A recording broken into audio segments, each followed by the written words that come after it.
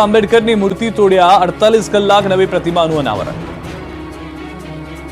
અમદાવાદના ખોખરામાં આખરે 48 કલાક બાદ બાબા સાહેબ આંબેડકરની નવી પ્રતિમાનું અનાવરણ થયું છે। સાથે જ બાબા સાહેબ આંબેડકરની પ્રતિમાને ખંડિત કરનાર આરોપીને કાયદાનું ભાન કરાવાયું। ધરપકડ બાદ પોલીસે આરોપીઓનું સરઘસ કાઢીને અને ઘટનાનું રિકન્સ્ટ્રક્શન કરાવ્યું। પોલીસે મેહુલ ઠાકોર અને ભોલા ઠાકોર નામના શખ્સો ઝડપ્યા છે। પોલીસની કામગીરીથી સ્થાનિકોમાં ખુશી છે અને તેમણે પોતાનું આંદોલન પણ સમેટી લીધું છે। મહત્વનું છે કે આરોપીઓ દ્વારા તાજેતરમાં વહેલી સવારે 3 વાગ્યાની આસપાસ એક્ટિવા પર નીકળી બાબા સાહેબ આંબેડકરની પ્રતિમાને પથ્થરમારી ખંડિત કરી હતી। આરોપીઓ વિરુદ્ધ અગાઉ 2 રાયોટિંગના ગુના દાખલ છે। હજુ પણ અન્ય 2 આરોપીઓની પોલીસ શોધખોળ કરી રહી છે। પોલીસની પ્રાથમિક તપાસમાં સામે આવ્યું છે કે જૂની અદાવતમાં આ કૃત્ય કરવામાં આવ્યું છે। આ ઘટનામાં પોલીસે 20 જેટલી અલગ અલગ ટીમો બનાવી તપાસ હાથ ધરી હતી। શહેરના 1000થી વધારે સીસીટીવી ફૂટેજ જોયા બાદ આરોપી પોલીસ પકડમાં આવ્યા છે। સાથે જ 48 કલાકમાં જ બાબા સાહેબની પ્રતિમા પુનઃસ્થાપિત કરાઈ છે। આરોપીનું સુરતમાં તબીબી પરીક્ષણ તો દાદી પર દુષ્કર્મ કરનારનું નીકળ્યું સરઘસ। 16 ડિસેમ્બર 2024ના ભરૂચના ઝઘડિયામાં 10 વર્ષીય બાળકી પર થયેલા દુષ્કર્મે દિલ્હીના નિર્ભયા કાંડની યાદ અપાવી। આ બાળકીનું વડોદરાની સયાજી હોસ્પિટલમાં 180 કલાક બાદ મોત થયું। પોલીસ આરોપી સામે મજબૂત પુરાવા એકત્રિત કરી રહી છે, જેને લઈને સ્પેશિયલ ઇન્વેસ્ટિગેશન ટીમ દ્વારા આરોપી વિજય પાસવાનને સિવિલ હોસ્પિટલમાં લાવવામાં આવ્યો। આરોપી વિજય પાસવાનને મેડિકલ પરીક્ષણ માટે સુરતની નવી સિવિલ હોસ્પિટલ ખાતે લાવવામાં આવ્યો। કેટલાક ટેસ્ટ અંકલેશ્વર ખાતે થઈ શકે તેમ ન હોવાને કારણે સુરત સિવિલ હોસ્પિટલમાં લાવવાની ફરજ પડી। આરોપીને અંદાજે 11 વાગ્યા બાદ નવી સિવિલ હોસ્પિટલ લાવવામાં આવ્યો। ત્યારબાદ સંબંધિત વિભાગ દ્વારા પોટેન્સી ટેસ્ટ કરાવીને ફરીથી આરોપીને લઈ જવા પોલીસ રવાના થઈ। આ ટેસ્ટ દરમિયાન આરોપીના સ્પર્મનો નમૂનો લેવામાં આવ્યો। આરોપી દુષ્કર્મ ગુજારવા માટે સક્ષમ છે કે કેમ તેમજ બાળકી સાથે દુષ્કર્મ બાદ મેડિકલ તપાસમાં જે પુરાવા ભેગા થયા છે તેની સાથે મેચ થયા છે કે કેમ તે જાણવું પણ ખૂબ મહત્વનું હોય છે। તો આમોદમાં 72 વર્ષીય વૃદ્ધા સાથે દુષ્કર્મના મામલે આરોપીનો વરઘોડો કાઢી રિકન્સ્ટ્રક્શન કરવામાં આવ્યું। આમોદ ટાઉનમાં આરોપી શૈલેષ રાઠોડનું તપાસના પોલીસે વરઘોડો કાઢ્યો। આરોપી શૈલેષ રાઠોડની શાન ઠેકાણે લાવવામાં આવી। મહત્વનું છે કે ક્રાઇમ બ્રાન્ચ અને સ્થાનિક પોલીસે ડ્રોન કેમેરાની મદદથી દાદી પર દુષ્કર્મ કરનારને પકડી પાડ્યો। આરોપી નજીકના કેરવાડા ગામની સીમમાં ફરતો હોવાની માહિતી મળતા આરોપીને ઝડપી લીધો હતો। નરાધમે હાલમાં 2 વખત અને 1.5 વર્ષ અગાઉ પણ વૃદ્ધા સાથે આચર્યું હતું દુષ્કર્મ।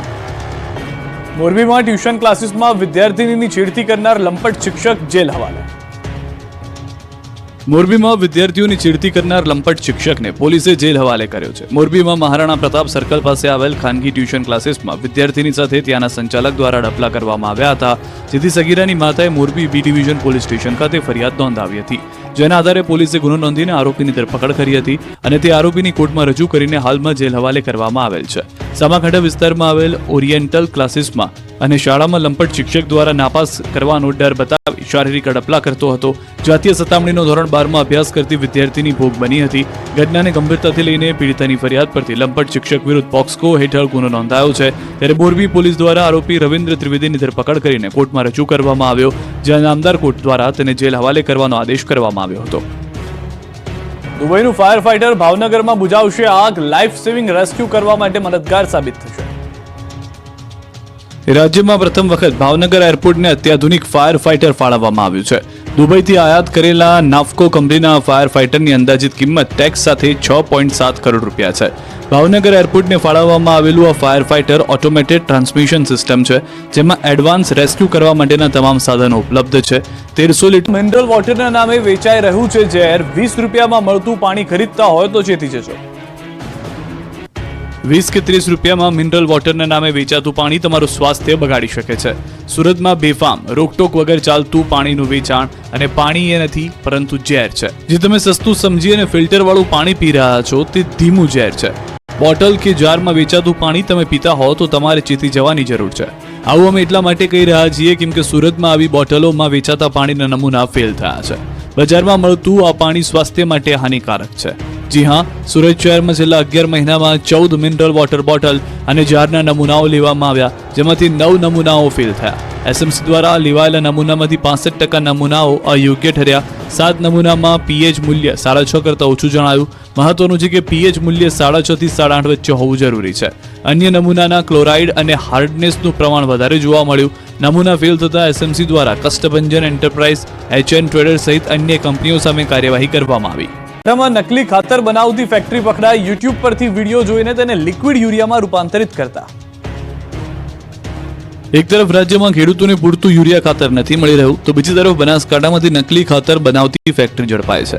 દિયોદર તાલુકાના ડુચકવાડા ગામમાંથી સબસિડાઇઝ યુરિયા ખાતરમાંથી લિક્વિડ યુરિયા અને નકલી ખાતર બનાવતી ફેક્ટરી ઝડપાતા ખળભળાટ મચ્યો છે. આ સમગ્ર કાંડમાં સામેલ કુલ 6 આરોપીઓમાંથી 4 આરોપીની બનાસકાંઠા એલસીબી પોલીસે ધરપકડ કરી છે, જ્યારે અન્ય 2 આરોપીઓની શોધખોળ હાથ ધરીને ઘટનાની ઊંડી તપાસ શરૂ કરી છે. ફેક્ટરીમાંથી 1,15,037 રૂપિયાનો મુદ્દામાલ મળી આવ્યો છે. આરોપીઓ સરકાર માન્ય સબસિડી ધરાવતું યુરિયા ખાતર લાવીને યુટ્યુબ પરથી વિડીયો જોઈને તેને લિક્વિડ યુરિયામાં રૂપાંતરિત કરતા, ત્યારબાદ જાણીતી ખાતર કંપનીનું લેબલ લગાવી તેનું વેચાણ કરતા. આ ઉપરાંત પાલનપુર તાલુકાના કુંભલમેર ગામનો રામજી પટેલ નામનો શખ્સ સરકાર માન્ય સબસિડીવાળા યુરિયાનો પુરવઠો ઉપલબ્ધ બનાવી આપતો હોવાનું પણ તપાસમાં બહાર આવ્યું છે. ભર શિયાળે 15 દિવસમાં બીજી વાર પૂર આવ્યું. વડોદરા મહાનગરપાલિકાના પાપે લોકોને 15 દિવસમાં બે વાર ભર શિયાળે પૂરનો સામનો કરવો પડ્યો. 15 દિવસ પહેલા પાણીગેટ વિસ્તાર વગર વરસાદે પાણી થયો. હવે કિશનવાડી વિસ્તાર પાણીથી લથપથ થયો. કિશનવાડીના લોકો રાત્રે ભર ઊંઘમાં હતા ત્યારે જ અચાનક તેમના ઘરોમાં પાણી એન્ટ્રી મારતા લોકોની ઊંઘ હરામ થઈ ગઈ. કિશનવાડી, જાગૃતિ મહોલ્લા, દાવડાનગર વિસ્તારમાં ગટરનું પાણી ઉભરાતા લોકોના ઘરમાં ઘૂસી ગયું. પાણી એટલું બેક માર્યું કે લોકોના બાથરૂમ, ફળિયા અને હોલ સુધી ઘૂસી ગયું. કડકડતી ઠંડીમાં ઘરમાં પાણી આવી જતા લોકો ઘરની બહાર રહેવા મજબૂર થવું પડ્યું. પાણી ઘરમાં આવી જતા લોકોની હાલત દયનીય થઈ ગઈ. મેયર, ચેરમેન બંને પૂર્વ વિસ્તારમાં હોવા છતાં અહીં સ્થાનિક સુવિધાનો અભાવ હોવાથી લોકોમાં રોષ ફેલાયો છે. આ એક વિસ્તારની વાત નથી. આ પહેલા વડોદરાના પાણીગેટ વિસ્તારમાં ભર શિયાળે પૂર બહારમાં પૂર આવ્યું હતું. રોડ પર પાણીની નદીઓ વહી હતી. લોકોના ઘરમાં અડધી રાત્રે પાણી ઘૂસી જતા લોકોની ઊંઘ હરામ થઈ ગઈ હતી. નામવાળી નવી તકતી લગાવવામાં આવી. પ્રજાના પૈસાનું પાણી કઈ રીતે થઈ રહ્યું છે તેનો આ પુરાવો છે. ભાજપના નેતાઓની ભૂલના કારણે પહેલા તકતી ભાજપ પ્રમુખ ડોક્ટર વિજય શાહના નામવાળી હતી, જેનો વિવાદ થયા બાદ અંતે 48 કલાક બાદ કાર્યાલયે નવી તકતી લગાવવામાં આવી. વડોદરા શહેર ભાજપના નવા કાર્યાલયમાં નવી તકતી લગાવવામાં આવી. જૂની તકતી ઉતાર્યા બાદ હવે નવી તકતી લગાવવામાં આવતા વિવાદનો અંત આવ્યો. નવી તકતીમાં શહેર ભાજપના તમામ મોટા નેતાઓના નામ સમાવાયા છે. જૂની તકતીમાં માત્ર શહેર ભાજપ પ્રમુખ ડોક્ટર વિજય શાહનું જ નામ હતું. નવી તકતીમાં સંગઠન મંત્રી, સાંસદ, ધારાસભ્ય, મેયર સહિતના પાલિકાના હોદ્દેદારોના નામ લખાયા. અનાવરણ કરેલી તકતી 48 કલાકમાં ઉતર્યા બાદ હવે નવી તકતી લગાવવામાં આવી.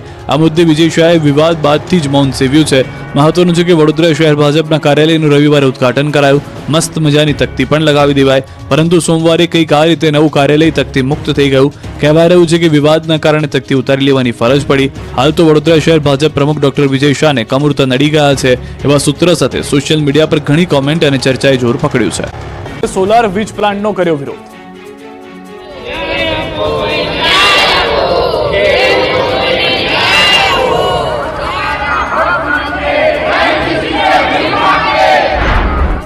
આ વિરોધ, હલ્લાબોલ અને નારેબાજીનું કારણ છે સોલર વીજ પ્લાન્ટ. અરવલ્લીના મોડાસાના ડોક્ટર કંપા ગામના ખેડૂતોમાં વિરોધનો વંટોળ ફેલાયો છે. એગ્રીમેન્ટ ન કરેલા ખેડૂતોની જમીન કબજે કરી દેવાતા ખેડૂતો આકરા પાણીએ જોવા મળ્યા. 400 વીઘામાં રહેલ સોલર વીજ પ્લાન્ટનો વિરોધ કરવામાં આવ્યો.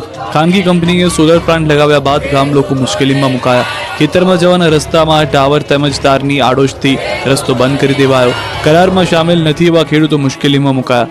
70 વીઘાથી વધુ ખેતરની જમીન તેમજ સ્મશાન જવાનો રસ્તો બંધ કરી દેવાયો, જેથી ગામ લોકો દ્વારા બેનરો સાથે કંપની આગળ ન્યાયની માંગણી સાથે સૂત્રોચ્ચાર કરવામાં આવ્યા. મહેસાણાનું એઠોર ધામ બન્યું રાજકીય અખાડો. ઇતિહાસમાં પ્રથમવાર થઈ ચૂંટણી.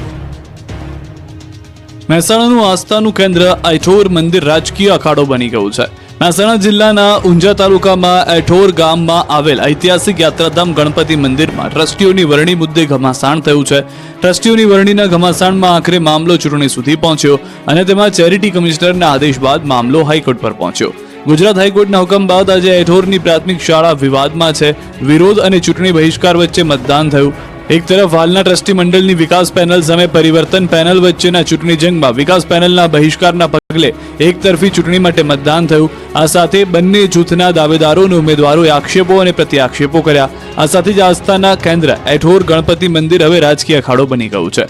એ રાજકીય સામાજિક દાવપેચ વચ્ચે ધાર્મિક સ્થાનના ટ્રસ્ટીઓની ચૂંટણીનું મતદાન થયું. ફક્ત એક તરફી ચૂંટણીના પગલે મામલો ફરી પાછો કોર્ટમાં પહોંચે તેવી શક્યતાઓ છે. વાહન ચોર બન્યા છે બેફામ. ધોળા દિવસે એક્ટિવાની ચોરી. વાપીના ચલામાં જાહેર રસ્તા પર પાર્ક કરેલા એક મોપેડની ચોરી થઈ હતી.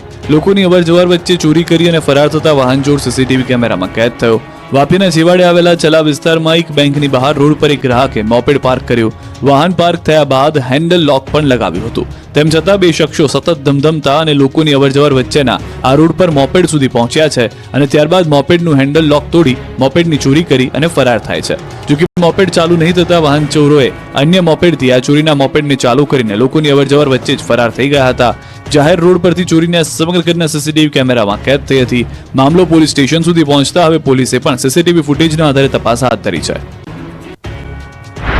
कल के लिए लाइट टू मॉडरेट रेन साथ में थंडरस्टॉर्म की वार्निंग है और डे 3 के लिए गुजरात और सौराष्ट्र और कच्छ रीजन के लिए लाइट टू मॉडरेट रेन साथ में थंडरस्टॉर्म और इसके साथ ही हेल स्टॉर्म की भी वार्निंग है. और 3 दिन के बाद फिर से मिनिमम टेम्परेचर में गिरावट दर्ज होगी और जो गिरावट होगी वो 2 से 3 डिग्री सेल्सियस के आसपास मिनिमम टेम्परेचर में गिरावट होने का पूर्वानुमान है. હાલથી 21 જિલ્લા ખેડૂતો પર માવઠાના ખતરા લઈને આવી રહ્યા છે. 3 દિવસ સુધી આકાશમાંથી ત્રાટકશે આફત. આવતીકાલથી 3 દિવસ સુધી માવઠું તબાહી મચાવશે. 21 જિલ્લાના ખેડૂતો પર મહાખતરો. 29મી ડિસેમ્બરથી ફરી ઠંડી ઠારશે. ગુજરાતમાં ખેડૂતોની જાણે માઠી બેઠી હોય તેવું લાગી રહ્યું છે. એક આફતમાંથી ઉગર્યા બાદ નવી આફત આવી રહી છે. જાણે માવઠું ખેડૂતોની પાછળ આદુ ખાઈને પડી ગયું હોય તેવું લાગે છે. કડકડતી ઠંડી વચ્ચે આવતીકાલથી માવઠું મહા મુસીબત બનીને ત્રાટકવાનું છે. હવામાન વિભાગે 26, 27 અને 28 ડિસેમ્બર એમ 3 દિવસ હળવાથી ભારે વરસાદની આગાહી કરી છે. 21 જિલ્લા પર માવઠાનું મહા જોખમ છે. આવતીકાલે 21 જિલ્લામાં માવઠાની આગાહી છે. ઉત્તર ગુજરાતના 3 જિલ્લામાં આગાહી છે. મધ્ય ગુજરાતના 4 જિલ્લામાં માવઠું મુસીબત બનશે. દક્ષિણ ગુજરાતના 6 જિલ્લામાં તબાહી મચાવશે તો સૌરાષ્ટ્રમાં 3 જિલ્લામાં માવઠું ખેડૂતોની મહેનત પર પાણી ફેરવશે. 27 ડિસેમ્બરની વાત કરીએ તો 21 જિલ્લામાં માવઠું ત્રાટકશે. સૌરાષ્ટ્રના 5 જિલ્લામાં 27 ડિસેમ્બરે થશે માવઠું. 27 ડિસેમ્બરે મધ્ય ગુજરાતના 5 જિલ્લા પર જોખમ છે.